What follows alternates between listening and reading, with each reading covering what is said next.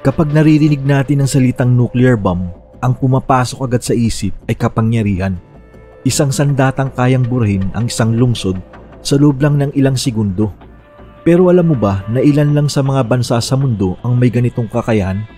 At ang mas malaking tanong, paano nila ito nakuha? Yan ang aalamin natin sa bidyong ito.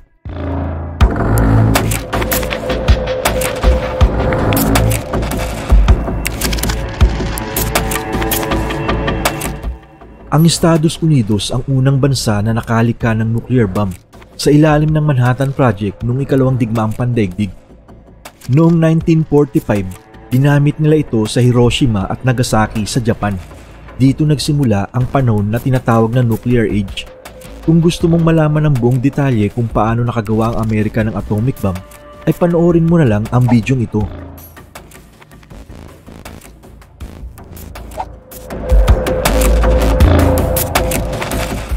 Pagkatapos ng Amerika, hindi nagtagal ay nagkaroon na rin ng Soviet Union. Alam nilang ang pagkakaroon ng nuclear bomb ay hindi lang usapin ng armas. Ito'y simbolo ng kapangyarihan sa bagong panahon. Noong 1949, nagulat ang mundo. Matagumpay na nilang natest ang sarili nilang nuclear device na tinawag nilang RDS-1. Ilang taon lang ang pagitan mula nang ibagsak ng Amerika ang bomba sa Japan. Kaya para sa maraming eksperto, ang tanong ay paano sila agad nakahabol? Ang sagot, espiya. Habang ginagawa ng Amerika ang Manhattan Project, may mga Soviet agents na lihim na nakapasok sa proyekto. Tahimik nilang kinopya ang ilang mahalagang bahagi ng disenyo at proseso. Pero hindi lang dahil sa paninilip naging matagumpay ang Soviet bomb. May sarili din silang siyentipiko gaya ni Andrei Sakharov na tumulong bumuo ng teknolohiya. Ang resulta, naging nuclear power ang Soviet Union at nagsimula na ang tinatawag nating Cold War. Isang panahon ng matinding tensyon, ngunit walang direktang bakbakan kundi paligsahan sa armas, espasyo at impluensya. At bilang simbolo ng kanilang lakas, noong 1961, nagdetona sila ng isang bomba na walang kapantay sa kasaysayan, ang Tsar Bomba. Ito ang pinakamalakas na nuclear bomb na sumabog sa buong mundo. 50 megatons, halos 3,800 times na mas malakas kaysa sa bomba na binagsak sa Hiroshima. Mula sa isang simpleng test noong 1949 hanggang sa pinakamalakas na pagsabog noong 1961, tuluyang naging dambuhala ang kapangyarihang nuklear ng Soviet Union. Matapos ang World War II, alam ng Britain na hindi sapat ang tagumpay sa labanan. Kailangan din nilang manatiling makapangyarihan sa bagong panahon ng atomic diplomacy. Kaya nagsimula silang bumuo ng sarili nilang nuclear bomb. Pero bago pa man bumagsak ang bomba sa Hiroshima, kasama na ang mga British scientists sa Manhattan Project, ang lihim na proyekto ng Amerika para gumawa ng unang atomic bomb. Kilala rito sina Rudolf Peierls at Klaus Fuchs na parehong British-based physicists. Pero nang matapos ang gyera, hindi na ibinahagi ng US ang teknolohiya ng atomic bomb kahit sa Britain dahil sa Atomic Energy Act of 1946. Dahil dito, napilitan ng Britain na gumawa ng sarili nilang bomba mula sa simula. Isang proyektong tinawag nilang High Explosive Research. Mula 1947 hanggang 1952, tahimik ngunit determinadong itinayo ng UK ang sarili nilang nuclear weapons program. Noong 1952, matagumpay nilang naisagawa ang kanilang unang nuclear test sa ilalim ng codename na Operation Hurricane sa Montebello Island sa Australia. Sa sandaling iyon, ang UK ang naging ikatlong nuclear power sa mundo, kasunod ng US at Soviet Union. Simula noon, pinalawak ng Britain ang kanilang arsenal at naging bahagi ng NATO's nuclear deterrent. At hanggang ngayon, nananatili silang isa sa 5 opisyal na nuclear armed states ayon sa United Nations. Pagkatapos ng ikalawang digmaang pandaigdig, malinaw sa France na hindi sapat ang pag-asa lang sa mga kaalyado tulad ng Amerika o Britanya. Naranasan nila ang pananakop ng Nazi Germany at gusto nilang tiyakin na hindi na sila muling magiging mahina. Kaya't sa pamumuno ni Charles de Gaulle, ipinag-utos ang pagsisimula ng isang independent nuclear weapons program. Noong 1950s, nagsimula na ang mga research. Halos wala silang tulong mula sa ibang bansa. Gamit ang kanilang matatag na base sa siyensya at teknolohiya, nagtayo sila ng mga research facilities at nagtuloy-tuloy sa pagbuo ng kanilang unang sandatang nuklear. At noong February 13, 1960 sa disyerto ng Algeria, isang French colony noon, matagumpay nilang pinasabog ang kauna-unahang atomic bomb ng France. Tinawag itong Jerbois Blue o Blue Desert Rat. Ang France ang ika-4 na bansang may nuclear bomb kasunod ng US, Soviet Union at UK.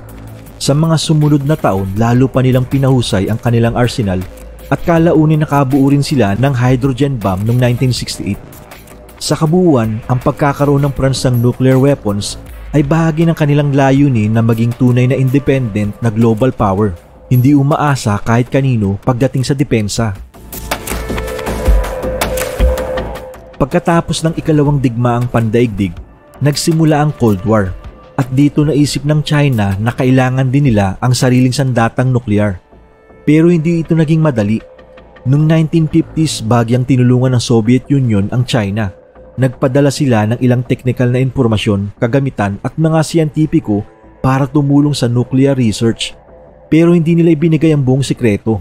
Walang blueprint ng bombang aktwal na magagamit sa digmaan. Kaya't nung pumait ang relasyon nila Mao Zedong at Nikita Khrushchev, bigla nilang binawi ng USSR ang suporta. Ang China sa halip na tumigil ay nagpatuloy ng mag-isa. Gamit ang sariling siyentipiko tulad ni Chen Sanchang, ang binansagang father of the Chinese atomic bomb, sinimulan nila ang tinatawag na Two Bombs, One Satellite Project. Layunin nitong gumawa ng sarili nilang atomic bomb, hydrogen bomb at satellite. At noong October 16, 1964 sa isang disyertong test site sa Lopnur, matagumpay nilang pinasabog ang kauna-unahang nuclear bomb ng China. Nagulat ang mundo at ang mensahe ay malinaw. Kahit walang buong tulong, kaya nilang makipagsabayan. Simula noon naging bahagi na ang China ng Nuclear Club at isa sa mga bansang may kakayang nuclear hanggang ngayon. Pagkatapos ng mga kanluraning bansa at ng China, ang sumunod na pumasok sa eksena ng sandatang nuclear ay ang India. Matagal nang interesado ang India sa nuclear science. Nagsimula ito hindi para sa armas, kundi para sa enerhiya. Sa pamumuno ni Jawaharlal Nehru, ang unang punong ministro ng India, inuna nila ang mapayapang paggamit ng nuclear technology. Pero nagbago ang takbo ng kwento noong 1962 nang magkaroon ng border war laban sa China at lalo pang tumindi ang tensyon nang matagumpay na pasabugin ng China ang sarili nitong nuclear bomb noong 1964. Doon napaisip ang India, paano kung kami naman ang sapilitang atakihin? Dapat handa rin kami. Kaya't lihim na nagsimula ang kanilang nuclear weapons program. Sa ilalim ng proyektong tinawag na Smiling Buddha, matyaga nilang binuo ang kanilang unang bomba. Halos walang tulong mula sa ibang bansa. Noong May 18, 1974, nagulat ang mundo nang i-anunsyo ng India na matagumpay sila nakapagsagawa ng nuclear test sa Pokhran Desert. Ang pagkakaiba, tinawag nila ito na isang peaceful nuclear explosion. Pero malinaw sa lahat na ito ang unang hakbang sa pagiging isang nuclear power. Hindi naging formal na nuclear armed state ang India sa ilalim ng Nuclear Non-Proliferation Treaty o NPT dahil hindi sila pumirma. Pero tuloy-tuloy pa rin ang kanilang research at development.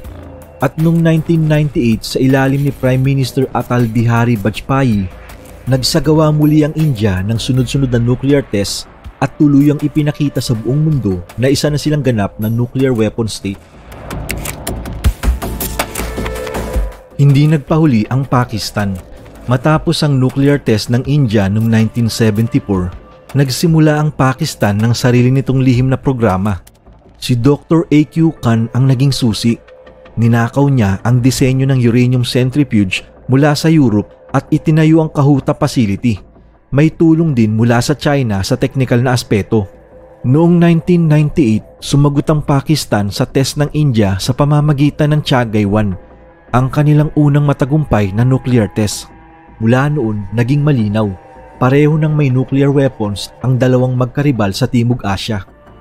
Ang kanilang nuklear na kapasidad ay hindi lang tungkol sa seguridad, kundi bahagi na ng mahabang kasaysayan ng alitan, kompetisyon at pagprotekta sa teritoryo.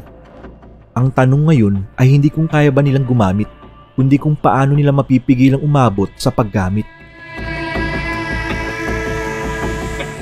Noong 1950s, nagsimula ang pangarap ng North Korea sa nuclear energy.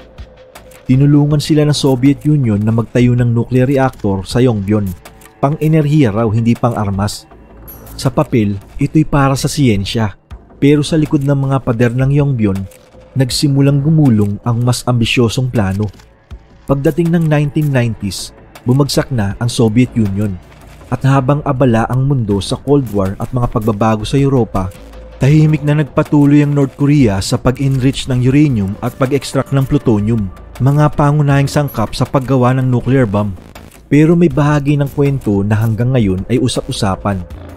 Ayon sa ilang ulat, nakuha raw ng North Korea ang ilang teknolohiya mula sa tinatawag na nuclear black market ni Dr. A.Q. Khan ng Pakistan. Hindi opisyal na tulong ng Pakistan ito, pero malakas ang hinala na dito nagmula ang ilan sa kanilang kakayang teknikal. Noong 2006, bumulaga sa buong mundo ang kanilang unang nuclear test. Mahina man kumpara sa bomba ng Amerika o Russia, malinaw ang mensahe, meron na rin sila.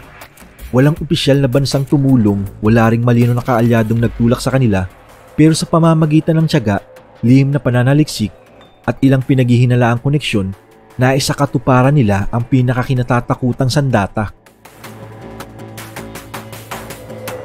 Ang Israel ay isa sa pinakamisteryosong bansa pagdating sa nuclear weapons.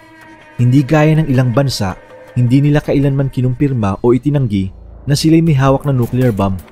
Ito ang tinatawag na nuclear ambiguity. Pero marami na ang mga senyales. Ayon sa mga ulat at satellite images, may isang pasilidad sa disyerto ng Negev sa lugar na tinatawag na Dimona. Sinasabi ng Israel na ito raw ay research facility para sa enerhiya. Pero ayon sa mga eksperto, ito raw ang sentro ng kanilang nuclear weapons program. Noong 1986, isang dating technician na si Mordechai Vanunu ang tumakas sa Israel at nagsiwalat sa media ng mga larawan at impormasyon tungkol sa Dimona. Ayon sa kanya, malawak ang programang nuklear ng Israel at maaaring may hawak silang 80 hanggang 200 nuclear warheads.